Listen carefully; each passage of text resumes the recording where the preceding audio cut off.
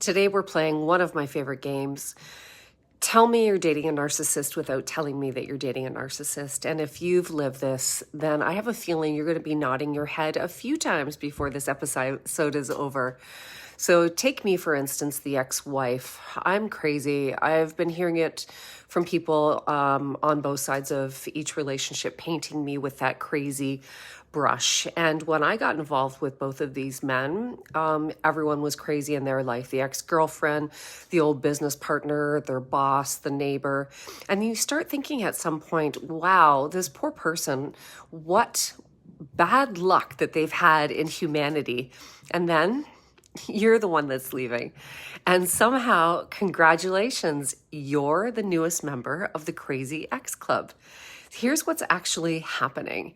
Many people with strong narcissistic traits need to protect the image that they've created.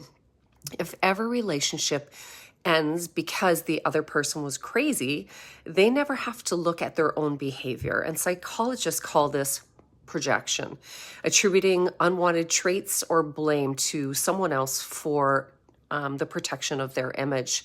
And once you understand that, it becomes very predictable. Now let's move on to one that doesn't get talked about nearly as much, and that's triangulation. That's a pretty fancy word, and it means bringing another person into the relationship to keep you off balance. And I still remember one of the times that I was hurt pretty badly by my first husband. We were at a party at a bar, and right in front of me, he grabbed one of the waitresses by her apron and pulled her close to him as if I wasn't even standing there. And I remember thinking, did that really just happen? Then I brought it up later. Oh no, apparently I was jealous. I was too sensitive, making something out of nothing. And it's funny how that works. Instead of discussing why he thought it was appropriate, suddenly we were discussing my reaction. And that's the trap. Triangulation isn't about cheating. Sometimes it's about making sure that you're questioning yourself instead of questioning them. And if you're constantly wondering whether you're good enough, attractive enough, fun enough, then you're no longer paying attention to their bad behavior. You're trying to earn their approval, and that's exactly where they want you. Now, here's another one. Tell me you're dating a narcissist without telling me you're dating a narcissist. Your friends think that you've won the relationship lottery. Seriously. People would say, you are so lucky, and I'd smile because what they saw was not what I was living. In both my marriages, they had one thing in common. There was the public version, which was incredible, and behind closed doors, it was a very, very different story. My first husband built an image on generosity, appearing to be giving and kind and have empathy, huge donations to charities, picking up tabs, big public gestures. Everyone knew about them. Now, don't get me wrong. I think it's wonderful to have generosity and having it coming from a very genuine place, but kindness doesn't need a spotlight. And I started noticing there was often an audience for his giving. I'd hear comments in private that absolutely stopped me in my tracks. I remember when a close friend was critically ill and he wanted to go out with his friends. He was responding and saying to me under his breath, how long does it take for someone to die? And I remember thinking, who is this person? Because this isn't the same man that everyone else knows. My second marriage, it was a little different. His image was not about generosity. It was about pretending to be the loyal, dependable, trustworthy husband. And the irony behind that image was someone living a completely different life. Let's just say, ladies, apparently I had to worry about the women he claimed that he wouldn't even notice. And I remember thinking, damn, I even have to worry about the less attractive women. You have to worry about all of them. And sometimes all you can do is laugh. Image is everything for them. Reality, not so much.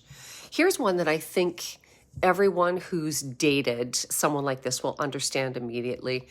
Tell me you're dating a narcissist without telling me you're dating a narcissist. You walk into a conversation knowing exactly what you wanted to say, and somehow you're leaving wondering what the hell just happened. You're talking about why they hurt your feelings, and 5 minutes later, you're apologizing because somehow you've become the problem. It's like verbal gymnastics or something, and psychologists actually call this word salad. The conversation, it twists, it turns, it changes subjects, rewrites history, and suddenly you're defending something that you weren't even talking about. Healthy conversations create clarity. Manipulative conversations create confusion. And if every disagreement is more confused than when it stopped, you need to pay attention. Here's something that didn't make any sense to me until years later. After both marriages ended, the relationship was supposedly over, yet somehow people I hadn't spoken to in years suddenly seemed to know what I was doing. I felt like my social media had become the neighborhood watch program for both of my exes. Here's what I eventually realized. Some people build relationships the way other people build investments, not out of connection, out of usefulness. Do enough favors, take people on enough trips, pay for enough dinners, football games, hockey games, make enough people feel indebted, and someday you might cash in that favor. And I saw it firsthand all the time. I remember when my first husband started a business. Before it even got off the ground, he spent hours partying with his future younger business partner while his wife was told that they were just out for dinner. And looking back, it wasn't just about the partying. It was about creating leverage, getting this younger guy into trouble so he had information to hold on his head. Because once you've got the dirt on each other, the silence becomes part of the partnership. And that realization hit me years later. Not every favor is kindness. Sometimes it's strategy. So here's what I want to leave with you today. If someone constantly needs to control the narrative, protect their image, keep you competing, leave you confused, or make everyone else believe that you're the problem, don't ignore that.